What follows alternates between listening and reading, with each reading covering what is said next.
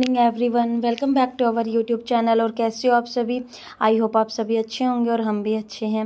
और ये है मॉर्निंग का टाइम। सुबह सुबह में क्या होता है, मैं 5 या 5:30 ओ क्लॉक उठ जाती हूँ, बिकॉज लक्ष्य स्कूल जाता है और हस्बैंड ड्यूटी जाते हैं, तो दोनों का सेम टाइम रहता है मॉर्निंग का। तो इतना हैक्टिक होता है ये वाला टाइम ना, सच में बहुत ही ज़्यादा।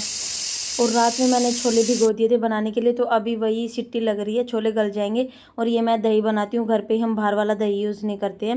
और देखिए मैं किचन का सबसे बेस्ट टिप आपको दे रही हूँ, ये टिप आप यूज़ करके देखना, सच में आप लाइफ टाइम याद रखोगे। कुकर का जब हमारा ये रबड़ लूज़ हो जाता है, उस टाइम हमारे पास सेकंड ऑप्शन नहीं होता है, क्योंकि हम उसी टाइम तो मार्केट नहीं जा सकते, कई बार भूल जाते हैं ना। तो आप इसको ना कुछ एक घंटों के लिए फ्रीज़र में रख दो। फ्रीज़र में अगर रखोगे ना, तो ये फिर से टाइट हो जाएगा और आपके ढक्कन पे बिल्कुल फिट आ जाएगा। और ये देखिए मॉर्निंग का मैं व्यू दिखा रही थी आपको। मैंने किचन में वो रख दिया है छोले उबलने के लिए दूसरे कुकर में। और ये देखिए मैं बाहर आ गई थी, और ये व्यू देखिए आप। और जो सुबह सुबह पक्षियों की आवाज़ आती है ना, वो सुनिए आप, आपको आ रही होगी। इस टाइम कितना रिलैक्स फील होता है ना, सिर्फ आपको पक्षियों की चहचहाने की आवाज़ आती है, बाकी किसी चीज़ का कोई शोर नहीं हो रहा होता है। बट मैं ज़्यादा देर उस टाइम को एंजॉय नहीं कर सकती, बिकॉज किचन में सबसे ज़्यादा टाइम लगता है सुबह सुबह। तो मैं फटाफट आ गई थी किचन में। छोले उबल के रेडी हो गए थे, वो मैंने निकाल दिए हैं दूसरे बर्तन में, और मैंने कुकर रख दिया है दोबारा वॉश करके, बिकॉज अभी मेरे को इसके अंदर तड़का लगाना है ना, और आलू भी मिक्स करने हैं। आलू छोले की सब्जी मैं बना रही हूँ, बिल्कुल नॉर्मल वाली।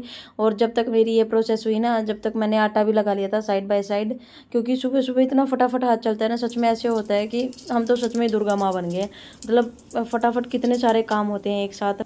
मुझे ना एडिट करते हुए सच में हंसी आती है, बिकॉज मैं दिन में इतना आलस आ जाता है कि काम करते हुए मन ही नहीं करता, और सुबह सुबह इतना फटाफट सब कुछ हो जाता है।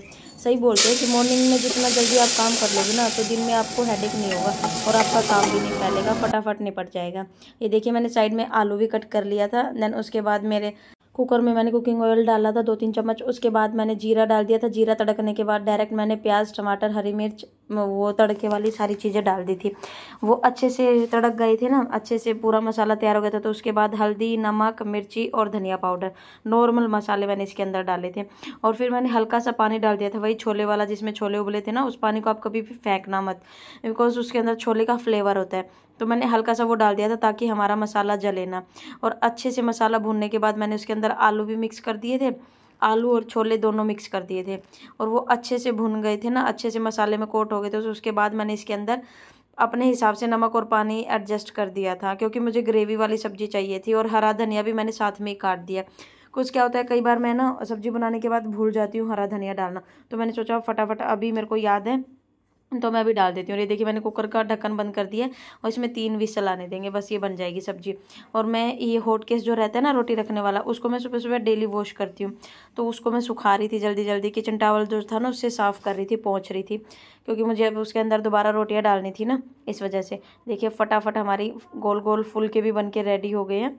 तो मुझे ये रहता है कि फटाफट एक बार मैं किचन से निपट जाऊँ ना, तो फिर मेरे को लक्ष्य को भी उठाना रहता है ना, उसको भी रेडी करना होता है, तो वो भी बहुत ज़्यादा टाइम लेता है। अभी छोटा है ना, तो उसको नहलाना, ब्रश व्रश करवाना, सब कुछ फ्रेश होना, तो वो टाइम लगाता है।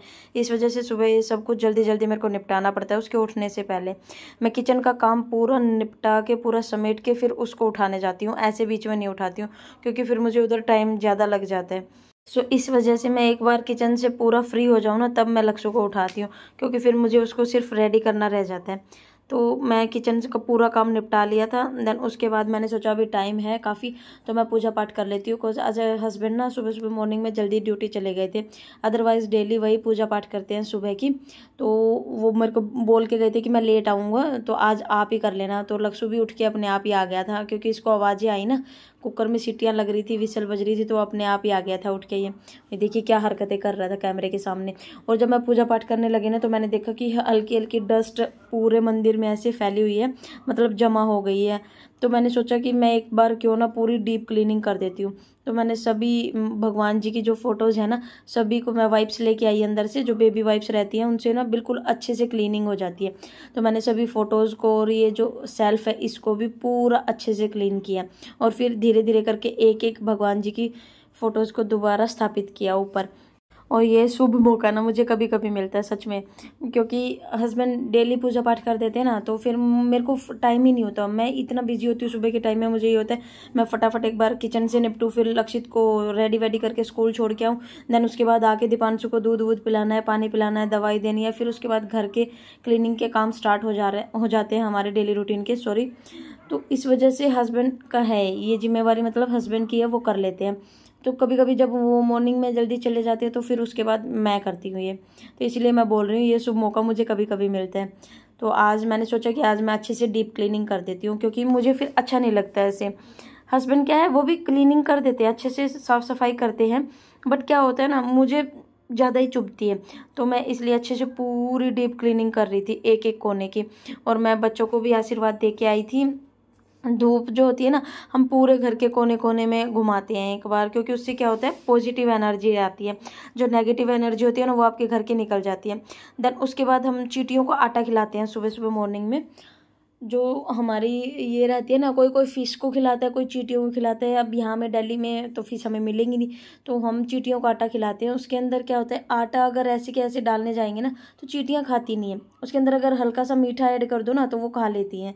सो ये शुगर है, चीनी, मतलब इसको मैं पीस दूंगी, इसका पाउडर बना देंगे। देखिए शुगर पाउडर बन गया ना, तो इसको हम आटे के अंदर मिक्स कर देते हैं। ये देखिए इस डिब्बे के अंदर स्पेशली चींटियों के लिए आटा डला हुआ है, और इसके अंदर मैं ये चीनी का मैंने पाउडर जो बनाया है इसको मिक्स कर दूंगी। अगर इसको हम लेके जाएंगे ना तो चींटियाँ आराम से खा लेती हैं, तो इसी वजह से मैंने इसको हाफ पीस लिया है और हाफ चीनी मैं ऐसे ही रख दूंगी, क्योंकि अभी पूरी की पूरी तो चाहिए नहीं थी ना, इतना ही मिक्स करना था।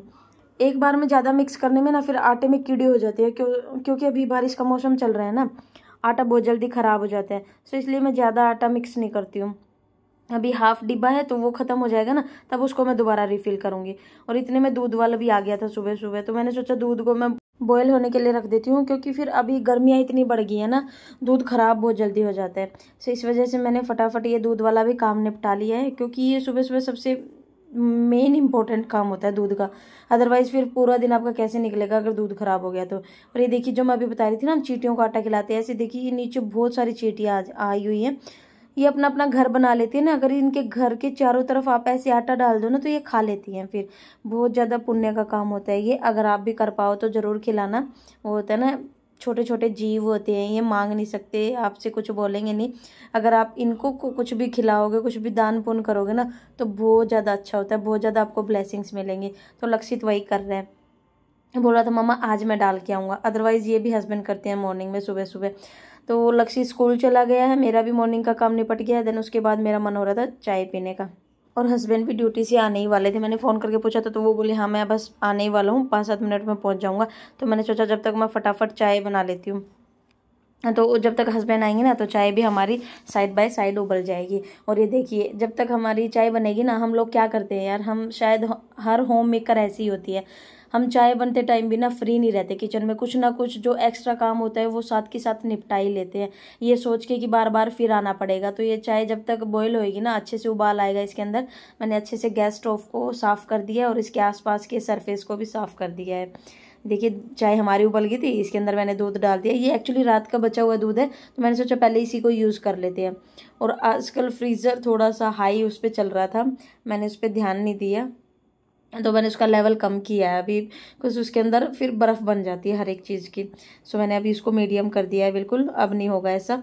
तो चाय हमारी उबल रही है, जब तक हस्बैंड भी आ गए थे और मैं सब्जी डालने लगी थी। वो बोले कि चाय के साथ एक एक रोटी खा लेते हैं, सुबह सुबह ब्रेकफास्ट हो जाएगा, क्योंकि अभी ज़्यादा भूख तो है नहीं और क्या खाएंगे सुबह में। तो ये हमने रोटी खा ली थी। और उसके बाद मुझे ध्यान आया कि लक्ष्य ने बोला था मम्मा मैं मखाने खाऊंगा, तो मैंने सोचा उसके स्कूल से आने से पहले ही मैं मखानों को अच्छे से रोस्ट करके रख देती हूँ।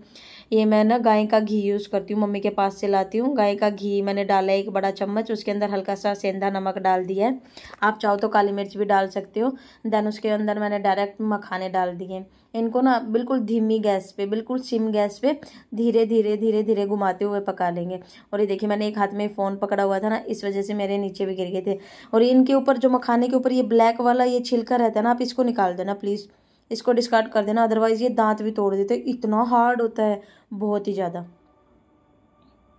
कि ये इस बेडरूम की विंडो है, ये तो एक्चुअली ओपन हो जाती है, बट ये वाला जो डोर है ना ये ओपन नहीं हो पाता है बिकॉज ऑफ ड्रेसिंग टेबल। ये इधर से अगर मैं इसको हटा के ये वाला गेट ना ये प्रॉपर मैं इसको लॉक कर दूंगी, इधर ब्लॉक ही कर दूंगी पूरा, और इधर मैं ड्रेसिंग टेबल लगा दूंगी वहां से हटा करके, क्योंकि फिर वो डोर पूरा ओपन हो जाएगा। इस डोर की आज सच ऐसी कोई नीड है नहीं, इधर से उधर जाने के लिए एक्स्ट्रा एक डोर तो है इधर बाहर आने जाने के लिए, तो ये ऐसे एक्स्ट्रा ये इसका कोई यूज़ है नहीं, तो इसको मैं पूरा प्रॉपर ब्लॉक कर दूंगी। और ये देखिए ये सेकंड रूम है ना, और सॉरी अवॉइड करना कपड़े धुले हुए पड़े हैं। ये जो बालकनी है ना इधर की हवा फिर डायरेक्ट आ जाएगी। ये जो मैं अंदर से रूम का जो डोर दिखा रही थी वो ये वाला रूम ये डोर है, ये वाला, ये जब पूरा ओपन हो जाएगा ना ऊपर तक तो फिर यहाँ से डायरेक्ट हवा अंदर चली जाएगी। और ये दूसरे वाले रूम का डोर है। ये जो मैंने अभी बताया ना वो ड्रेसिंग टेबल की एक्चुअली मैं जगह चेंज करने वाली हूँ, उससे थोड़ा सा लुक भी चेंज होता रहता है ना, तो मन भी लगता है घर में थोड़ा सा अलग अलग नया नया लगता है। तो वो मैं चेंज करूँगी जिस दिन मेकओवर बेडरूम वीडियो मैं ज़रूर डालूंगी, उस दिन आप देखना अच्छा लग रहा है या नहीं लग रहा है, अभी वाला ठीक है या बाद वाला ठीक है, वो आप मेरे को बाद में सजेशन देना। और ये ना मैं बताती हूँ इस टाइम तक आते आते मैंने सुबह बोला ना कि हम बिल्कुल ठीक हैं सब, इस टाइम पे आफ्टरनून का टाइम है। ये दीपांशु की हालत थोड़ी ज़्यादा ख़राब हो गई थी, उसको सांस लेने में ब्रीथिंग में बहुत ज़्यादा दिक्कत हो रही थी, तो मैंने फटाफट मैं डिस्पेंसरी जाके उसके लिए रेफ़र का वो लेके आई थी, वहाँ से रेफ़र करवाना होता है फिर डॉक्टर वहाँ देखते हैं हॉस्पिटल में, तो मैं उसका रेफ़र लेके आई थी। उसके बाद मैंने अपॉइंटमेंट लिया डॉक्टर का, शुक्र है थैंक्स टू गॉड कि आज मिल गया अपॉइंटमेंट, अदरवाइज सेम डे का अपॉइंटमेंट मिलता नहीं है। तो हमें इमरजेंसी में दीपांशु को लेके हॉस्पिटल जाना था, तो मैंने सोचा कि पहले मैं उसको ना एप्पल खिला देती हूँ, और एप्पल वो ऐसे चबा नहीं पाता है ना, तो उसको पानी में बॉयल करके फिर खिलाते हैं। पानी में अच्छे से बॉयल हो जाएगी ना तो अच्छे से मैश हो जाएगी और फिर वो आराम से खा लेगा, मतलब सेमी सॉलिड सा हो जाएगा ना।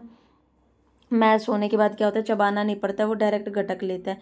और इसको मीठा करने के लिए ना स्वीटनेस के लिए मैं इसके अंदर डेट ऐड कर रही हूँ, 2-3 खजूर मैंने इसके अंदर ऐड किए हैं, क्योंकि इससे थोड़ी सी स्वीटनेस आ जाएगी, मीठी हो जाएंगी ये। इस टाइम में ना क्या होता है एप्पल इतने मीठे आते नहीं हैं, और चीनी डालना थोड़ा सा ठीक नहीं रहेगा हेल्थ के लिए, शुगर तो अवॉइड करो आप जितना उतना ही बेटर है। तो मैं इसके अंदर डेट डाल दी है 3-4, तो उससे अच्छे से स्वीटनेस आ जाएगी, और उसको मैं अच्छे से मैश करके खिला दूँगी। बिकॉज क्या होता है ना हॉस्पिटल में आपको पता नहीं रहता कि आपको कितना टाइम लग जाएगा। आप तो मैनेज कर सकते हो बट बच्चे कैसे मैनेज करेंगे ना, और दीपांशु को हम बाहर का कुछ खिला नहीं सकते, सो इसलिए मैंने सोचा पहले उसको मैं खाना खिला के फिर चलते हैं बाद में, ऐसे नहीं जाएंगे। और फिर उसके बाद लक्ष्य को मैं स्कूल से ले आई थी, तो आते ही उसका मैंने लंच बॉक्स खाली किया, वो साफ़ किया, और ये जो 2-4 बर्तन थे वो भी मैंने साफ़ कर दिए। उसके बाद हम निकल गए थे डायरेक्ट दीपांशु को लेके हॉस्पिटल के लिए, और रास्ते में ये इंडियन नेवी का बेस आया था, ये मैं देखिए आपके लिए रिकॉर्ड करके लेके आई हूँ, जहाँ हस्बैंड ड्यूटी करते हैं ना, तो वहीं वाला ये सीन है। यहाँ पर मैं अंदर भी बहुत बार जा चुकी हूँ बट मैंने कभी रिकॉर्ड नहीं किया आज तक, आज मैं पहली बार ये रिकॉर्ड करके लेके आई हूँ। और जो आगे आपको ये कलाकारी दिखेगी ना दीवार के ऊपर, वी लव इंडियन नेवी, ये स्कूल वाले बच्चों ने की हुई है यार, देखो कितनी मस्त लग रही है ना। Thanks everyone.